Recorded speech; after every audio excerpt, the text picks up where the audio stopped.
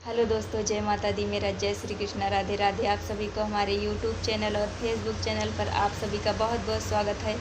जितने लोग हमें देख रहे हैं, आप सबको बहुत बहुत धन्यवाद है यहाँ तक लाने के लिए, इतना आशीर्वाद और प्यार देने के लिए।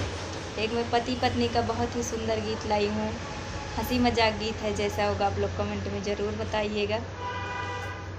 गईली अपने पिया जी से हार छोटी नदी, गईली अपने सजना से हार छोटी नदी, हार छोटी नदी हो, हार छोटी नदी, हार छोटी नदी हो, हार छोटी नदी।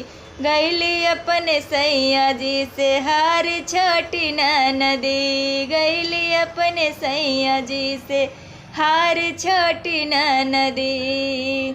जे वही कमा गए वही तो पूड़ी और कचौड़ी, जे वही कमा गए वही तो पूड़ी और कचौड़ी, पूड़ी और कचौड़ी हो, पूड़ी और कचौड़ी।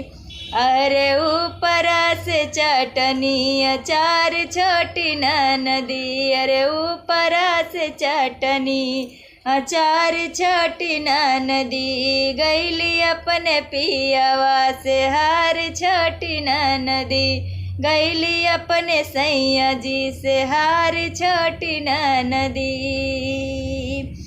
घूटई कमा गई वही तो गंगा जल पनिया, घूटन कमा गई वही तो गंगा जल पनिया, गंगा जल पनिया हो, गंगा जल पनिया।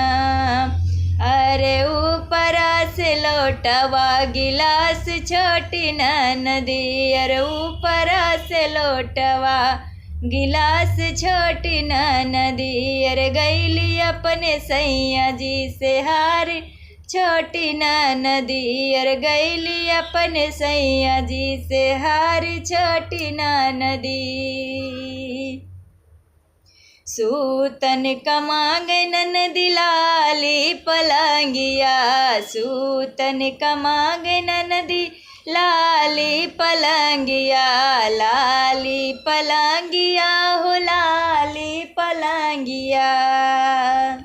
अरे ऊपर से साउतन हमारी छोटी नदी, अरे ऊपर से साउतन हमारी छोटी नदी। गईली अपने पिया जी से हार छोटी नदी, गईली अपने सजना से हार छोटी नदी।